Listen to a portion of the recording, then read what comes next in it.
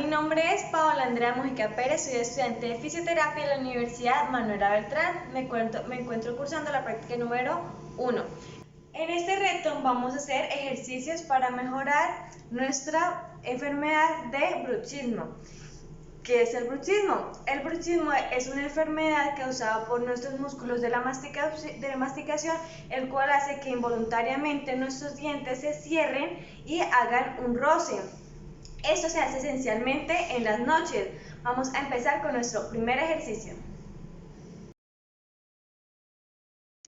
Vamos a realizar unos ejercicios de apertura y cierre de la boca. Cuando vayamos a cerrar nuestra boca, vamos a colocar la lengua en el paladar.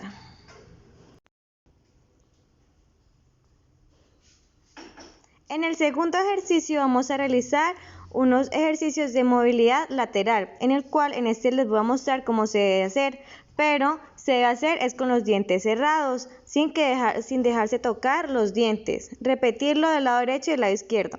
En el tercer ejercicio vamos a realizar una presión hacia arriba con nuestra mano en forma de puño y vamos a intentar abrir la boca lo más que podamos. Muchas gracias, hasta luego.